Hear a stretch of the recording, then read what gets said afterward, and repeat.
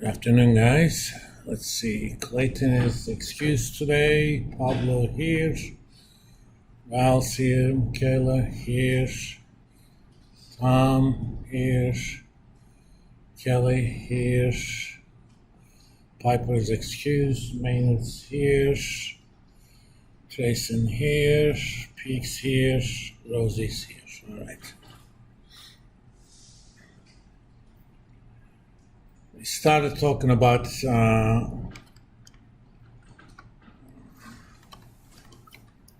options on capital budgeting.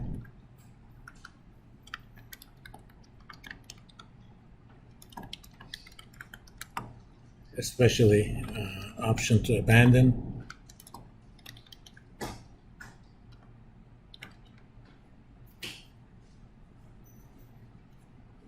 To highlight the case that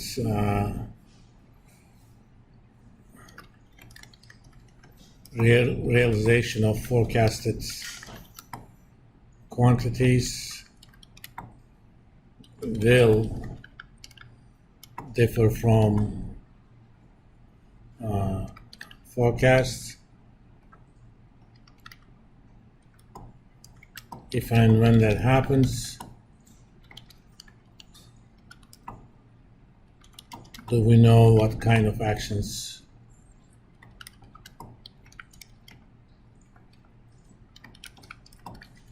to take to maximize profits and or minimize losses?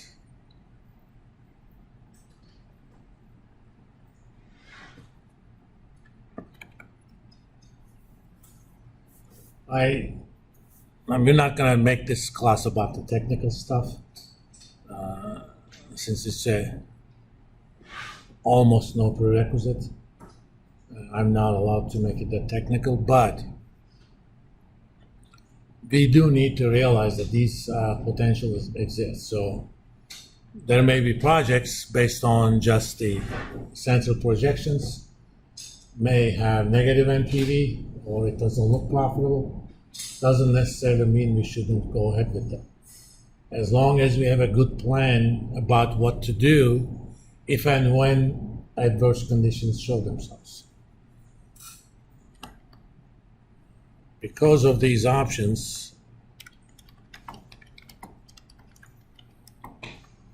such options are available. It is always a good idea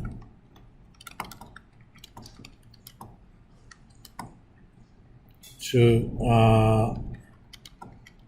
build contingencies into any plan for an enterprise,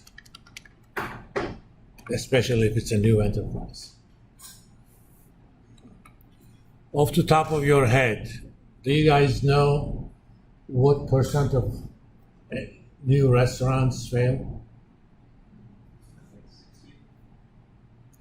Trust me, if it's 60, that would have been a good number.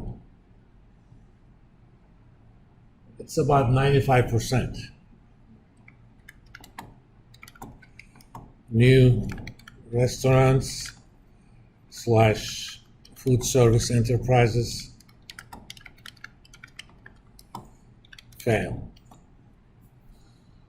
And typically common thread is that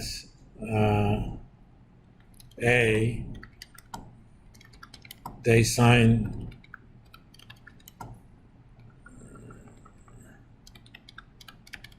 long-term leases for the shop that is too big, that ends up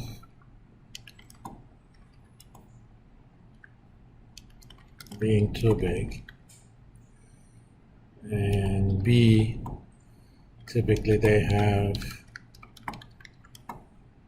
too many items in the menu.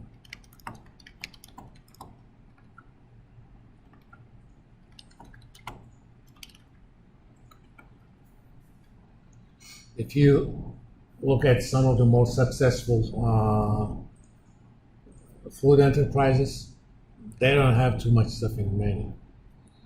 What's the most successful food enterprise you can think of? McDonald's.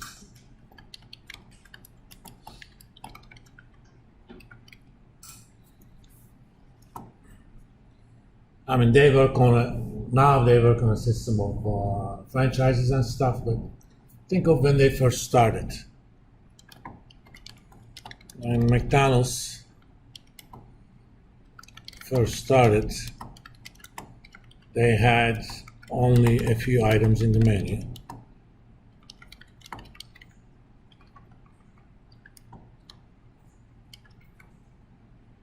Basically, burgers and fries, that's it. Obviously, soft drinks. As they became successful, they added more stuff. Now they have chicken, they have fish, they do breakfast and other stuff. But that's after you establish a name.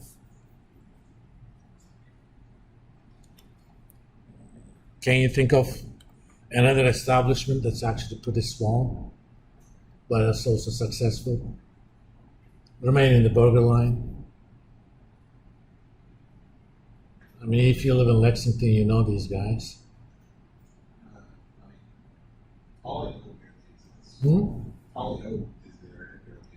I don't know what they are, but there's a place called Five Guys. It's also a chain now, but as the name suggests, I mean, they're pretty much at another point in time, Five Guys working there. And typically one on the counter, and you have 4 people in the background, and one of them works on the fries, the other works on hot dogs and burgers, and somebody probably does the cleaning, and that's about it. If you look at the store, it's pretty small. I mean, they're pretty popular now, but even those guys keep it small. Why? And if you look at the menu, you got basically 3 things. Burgers of different kind. You know, you can add a bacon to it. You have hot dog, and you have fries. That's about it. And why? Because they pretty much saw, okay, you know, if you're gonna be a competitor to McDonald's, you don't have to beat them on everything, okay? You don't have to have chicken. Because you know, chicken is chicken. For chicken, you have a place like, for example, Kentucky Fried Chicken or Dave's Fried Chicken. I think there's another one. It starts with L. I don't remember. Lee's Fried Chicken. These guys could have started big.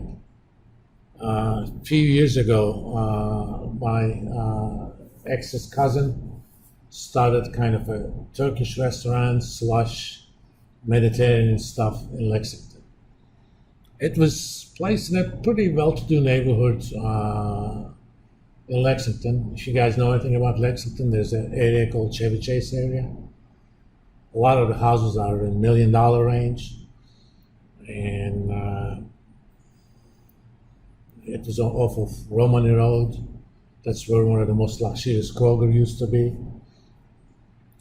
He rented a place that had 2 floors, a lot of square footage, and even before COVID hit, he had issues getting customers come into there because it's new. You looked at the menu, even just on the Turkish stuff, there were 25 different things.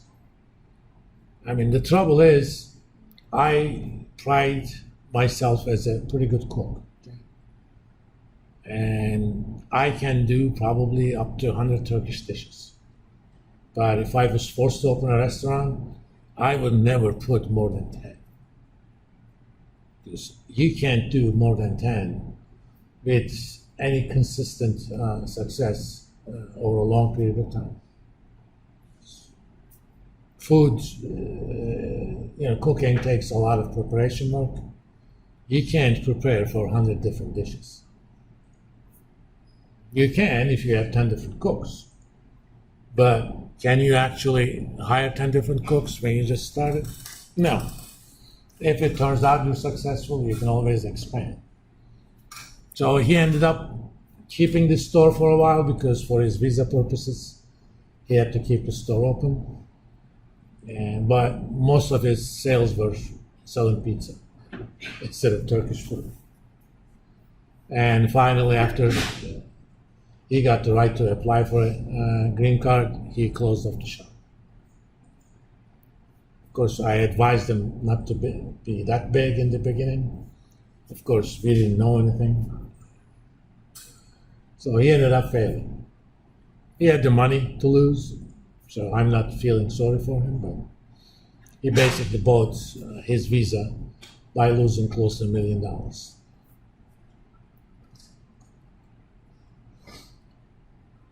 But he lost money. Small menu. Start. So if you start with a store that's too big for you, just because you think your food is great, it doesn't mean that your potential clients are going to think that. I mean, in this country, if I opened an authentic Chinese restaurant over here, it would have failed badly. You know why? Because authentic Chinese food is very different from the Chinese food we get here. It's all Americanized. If you're really a gourmand, when you go to San Francisco, you go to Chinatown, you eat the authentic food there. But a lot of the authentic stuff would actually sound very yucky to Americans.